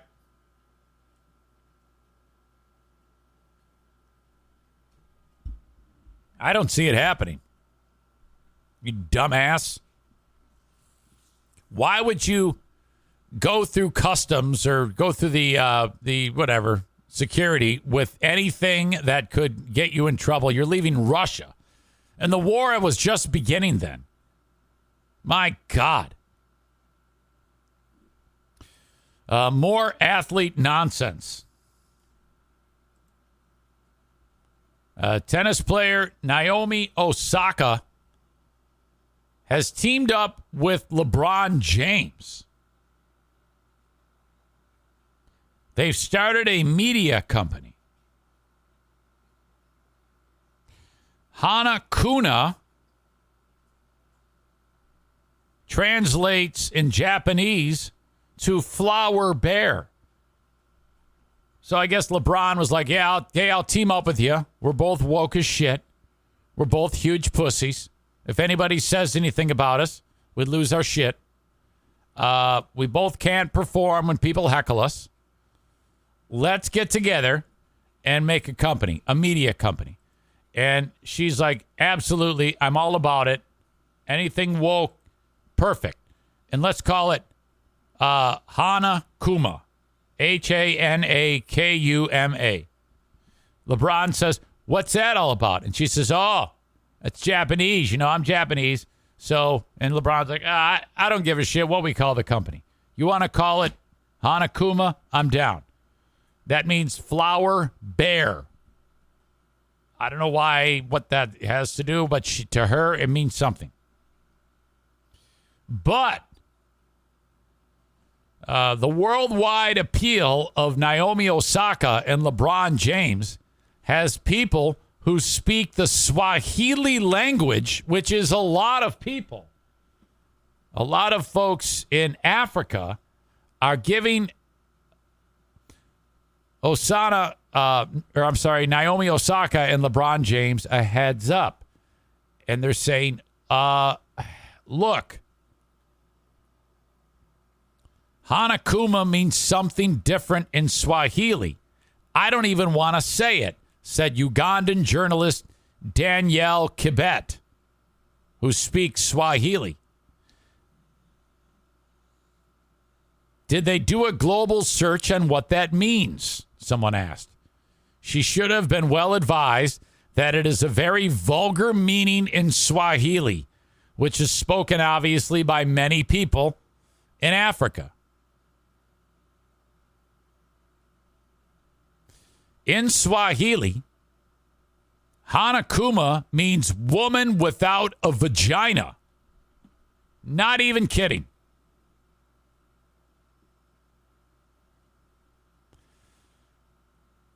One user asked, she should have been well advised. And then it says, if you keep using the name Hanakuma, the name of the company will override the news and the stories you wish to share. One user urged. Yes. See, people are thinking that this is a problem. This is not a problem. If you accidentally name your company Woman Without a Vagina, I mean, that is, otherwise, I mean, this is probably done on purpose. You know, they should have taken, instead of Hanakuma, they should have come up with something in Japanese that says kill Whitey or something like that. And that would have gotten even more attention. It's all about, otherwise I wouldn't be paying attention to the story. I would not know that there is a new media company starting called Hanakuma. Now I know. So it always drives me crazy when people say, oh, you're doing it all wrong. You're going to get negative attention. It doesn't matter. All that matters is that the name gets out. Make sure you spell the name. Make sure you spell my name right. Hanakuma. The name of the brand is already news. I suggest a change and also just being a bit respectful to global culture. It's not overthinking here. It's protecting a brand. And I say, fuck that. You got it in Swahili. It needs to be like fist that sweaty pussy or something like that. Okay? You got to, what does that mean in Swahili? Get your phone out and do the translate. Japanese, right? What I just said. Put your fist in a sweaty pussy. What does that mean in Japanese? And then we'll say that, and then the Swahili people go, oh, my God, what the fuck? So there you do. I mean, that's how it works. Once Osaka was made aware of all the controversy surrounding her new media company's name, she sent a tweet seemingly brushing off the slip-up. That's good. Prayers for all my overthinkers. We be going through it, she wrote. Yes, absolutely. That's a great decision on her part. Osaka is a proud Japanese Haitian tennis star who likely wasn't thinking about Swahili translations. I say fuck Swahili translations. Who gives a shit about Swahili translations? People who speak Swahili can fuck off when it comes to Naomi Osaka. Okay? So apparently she's not as woke as as people would like her to think, because she doesn't give a shit about the fact that her company is known as Woman Without a Vagina in Swahili. So I am instantly a fan of her. If she says, I don't give a shit what you think, I'm calling my company Woman Without a Vagina, and that's the end of it. That's excellent. LeBron, he didn't comment, as well as he shouldn't. Let the lady run the business. You just do whatever. You do guy stuff, whatever the hell that is. Let her be the brains of the operation. She's in charge. Hanakuma operates in partnership with James's Spring Hill, an entertainment development and production company. I still don't know what this fucking company is going to do. All it says is media company, and I don't even know what Spring Hill is. Who knows? Osaka aims to use the imprint to tell diverse stories through the realm. Tell diverse stories? You're telling the Swahili people to suck your ass. Through the realm of scripted and unscripted television series, documentaries, anime, and branded content. It sounds like shit. What excites me is being able to inspire people and tell news stories, blah, blah, blah, and particularly ones that I would have wanted to see when I was a kid. She said of the new venture, I always wanted to kind of see someone like me. Translation, no white people for miles. So she's creating a racist company that is giving the middle finger to people who are Swahili. Who speak Swahili. That's what I meant to say.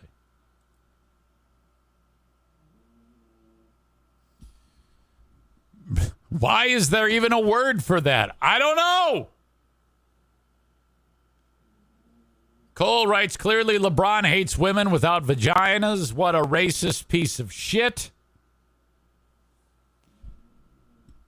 I have a translation for fist to sweaty pussy.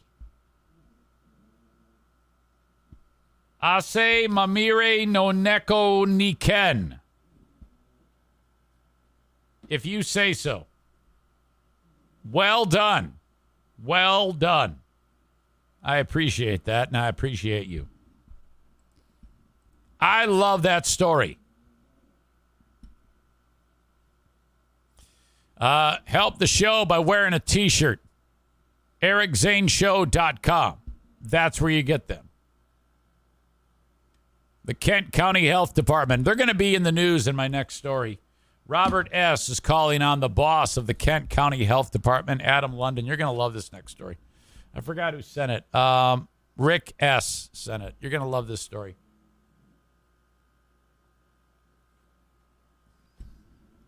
But anyway, Kent County Health Department, accesskent.com/health. If you need info on the WIC program, if you need info on immunizations for your kids for when they go back to school, because those may cost you some cash, you can get those for free if you qualify. And we're winding down June, but it is HIV Awareness Month. If you think you've been exposed or you know someone who's been exposed, you got to reach out to the folks at the Kent County Health Department. They'll get you tested right quick. accesskent.com/health. Thank you to the Kent County Health Department. The folks at Bennett Flooring Installation remind you that they are here for you when it comes to flooring. 616-318-0167. Bennett Flooring Installation. Okay, this is the least expensive way to install flooring professionally. I promise you. Get an estimate from anybody else. These guys will beat it. 616-318-0167 if you are in and around West Michigan. The flooring that I want you to buy, you need to get from Johnson Carpet One Discount Outlet in beautiful Granville, Michigan. The flooring there comes from all the major manufacturers. Nothing fancy. You walk into the warehouse and all the different styles are either, giant rolls of carpet, which you can pick out what you want. So, yeah, I need this much of it. And then you just get it cut right out of there. And then you have it in your house before you know it. For me, I've bought vinyl plank flooring by the box there, and there's usually big piles of it. Price per square foot. And, they do a little math, figure out how big your room is, how much it's going to cost you. It's cheaper than anybody else because they buy it by the 53-foot truckload full. And off you go. Mention my name, and you'll save an additional 10%. If you need flooring, you get it at Johnson Carpet One Discount Outlet. Thank you, Kent. All right.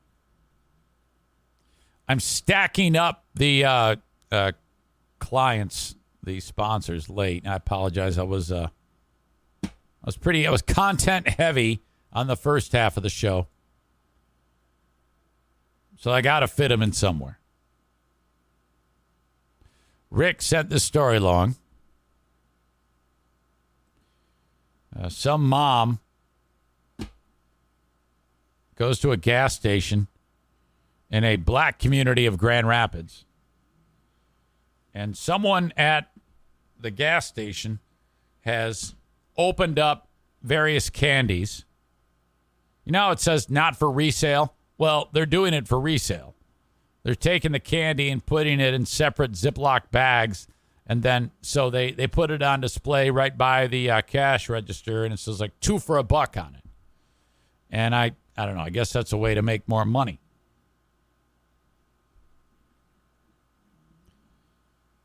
I guess some mom found some type of pill in one of the bags of candy.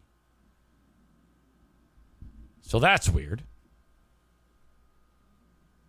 We don't know what the pill is. Thank God no one ate it. But we don't know much at all about what's going on. So that's part of the story. The other part of the story is that this incident, for some reason, has led to a Black Lives Matter protest. All right. Let's dig into this. Protests broke out tonight at a gas station in Grand Rapids, where a mother claims that she found pills in handmade candy bags. And now community members are calling for the business to close up shop. Our Matt Whitkos has the details. Sarah Chilton says she was furious about how something like this could possibly happen. She tells me she was about to give the candy to her 5-year-old daughter when she decided to check the bag and found those pills. The owner tells me this is all an accident. I guess my first question would be, why did you want to check the bag? But whatever. Black Lives Matter! Black Lives Matter! Okay. So they got the megaphone. Okay, everything here is perfect for a Black Lives Matter protest, except for the reason why they're protesting. This is our community written on the side of the vehicle. Tons of black people, one of which you got to have the morbidly obese one with the megaphone. If the one who's wielding the megaphone is not morbidly obese, you're doing it wrong. And then she says, Black Lives Matter, and then the chick screams at the top of her lungs. Those pills. The owner tells me this is all an accident. Black Lives Matter! Black Lives Matter! More than a dozen people locked arms outside this BP gas station at Martin Luther King Jr. and Eastern Avenue Tuesday evening. Many of them visibly showed their frustrations of what allegedly took place here. It got pills in it. Okay, this is Mom. Wow, talk about some pipes and lungs on her. She sounds like fucking Busta Rhymes. Many of them visibly showed their frustrations of what allegedly took place here. It got pills in it. Sarah Chilton says she was in disbelief what she found in candy bags from the business Monday night and went in there to confront the employee accused of filling the bags. I see the bags all the time, but I never found anything. But in every bag, I found nothing but pills. It was like they put candy at the bottom, they had the peel in the middle, and then they put candy on top, trying to blend it in. All the bags were like that. If I'm that reporter, I'm like, now what do you mean by peels? Are you talking about like orange peels or potato peelings? What do you mean with this peel? The individual bags are on full display inside the store. Fox 17 did look at I love those. Look at flavored Tootsie Rolls. I'd eat that shit all day. Them and didn't see any pills in them. Grand Rapids Police Department is looking into the situation. They say the pills were diabetic medication, and at this point, this appears to be accidental. I still don't know what they are because anything could have been in the bottle. They just was reading the label. I still don't know what they were, but shouldn't no pills been mixed up? Kent County Commissioner Robert Womack was standing with protesters. He says he wants an investigation done about Chilton's accusations, but also selling of handmade bags of candy. And we're gonna see if we can get Adam London and the Kent County Health Department to look into why they are taking candies, mixing them, wrapping themselves, and if they have went through the inspections to be able to do that at a local gas station. I agree with that. You're not supposed to. If that is the case, that's a problem. For once, I agree with what the fuck he's saying. But that's all that this story should have been. The fact that they're having a Black Lives Matter protest because they found peels in a fucking candy bag. Tony Singh, who owns the gas station, says this is the first time he has heard about this. He says the employee who had only worked there for 2 months has been fired. I did reach out to Michigan Department of Agriculture. They are starting an investigation to see if this gas station can sell individual handmade candy bags. In the newsroom, I'm Matt Whitkos, Fox 17 News. Daily Mail. Oh, stop. Stop it. BP gas. Martin Luther King and Eastern. Aha. There it is. Let's call.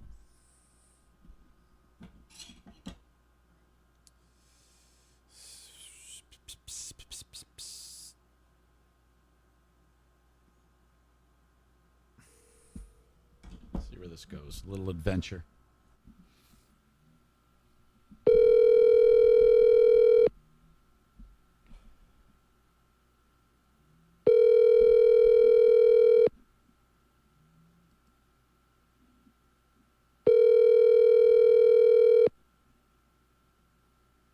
Come on. The person you have dialed can't take your call now. At the tone. Fuck. That's a bummer. We tried. Maybe later. All right. So God knows what is going on there. I mean, let's just say, yeah, I mean, I tend to agree that someone actually is doing something that they shouldn't. But I don't know about closing the whole damn gas station. Just investigate and figure this shit out. I heard on the news you guys are selling peels and baggies. Are they banana peels or orange peels? Someone just misplaced their peels and they were stressing all day about where they put them, and now this. All right. So you got a Black Lives Matter protest. Apparently nothing can happen in the world without a Black Lives Matter protest. Kind of takes away from some of the punch of any Black Lives Matter protest when you're doing it over something like this. And who knows, maybe it actually was candy. You know, I mean, God knows. All right. Maybe more on that later. Don't know. Advertise on the show. Reach out to me, Eric at ericzaneshow.com. And I'd love to tell you all about it. Send me an email, Eric at ericzaneshow.com. And see if we can't get that going. All right. Finally, Bosco's Pub, open for business, boscospub.com in Hudsonville, Michigan. It's about time to go get a frickin' hamburger and a beer at Bosco's. Part of Terra Square, boscospub.com. We've got Irvine's Auto Repair, Grand Rapids Hybrid and EV, 616-532-6600. If you need your vehicle repaired, domestic, European, Asian, they do it all with the exception of Volkswagens. Check out their Google reviews at irvines.com. Don't neglect, not get your car issues taken care of. They could become even worse. So scheduled maintenance or an emergency repair, they do it all at Irvine's Auto Repair, Grand Rapids Hybrid, right in the heart of Grand Rapids, Michigan. So early bird drop-off, after-hours pickup, they do it all. Rental cars, if you need them for free for you, 616-532-6600. Last but not least, my friends at A&E Heating and Cooling, Joe Martinez. I don't know what it is with people in the heating and cooling business. I've seen now 2 or 3 commercials from different companies, and they're all annoying. Joe's is not. Joe has a TV ad out right now with his handsome son-in-law, his beautiful daughter, and his absolutely adorable granddaughter. If you see it, you know what I'm talking about. That's Jason on there, the handsome devil. When you combine a Mexican mom and an Asian dad, you get absolutely beautiful children. Seriously. A&E Heating and Cooling is like a cultural melting pot of awesomeness. 616-516-8579 for A&E Heating and Cooling. All right. Who is the asshole of the day?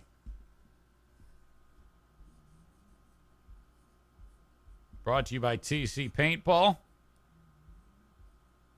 and JM Synthetics.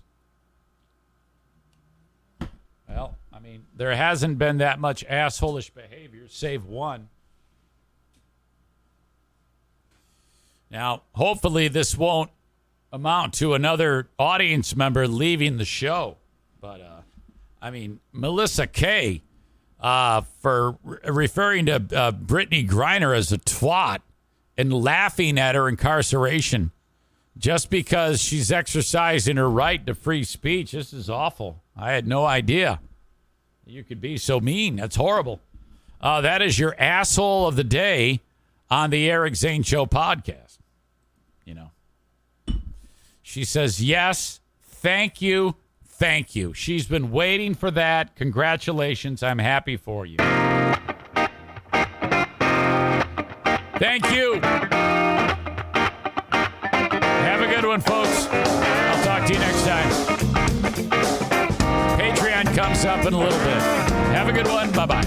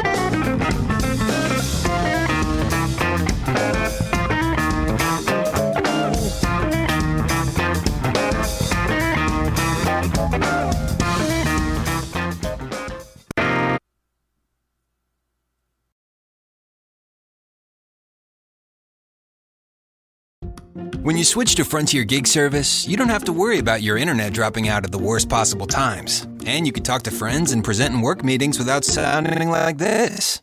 Seriously, no more of that nonsense. Change to fiber. Change to better. Upgrade to Frontier Gig Service on our 100% fiber network for $69.99 and get a $200 Visa reward card on us. Exclusive offer for qualified households only. Go to frontier.com/FLFiber for complete offer details. Service is subject to availability and all applicable terms and conditions. You made it.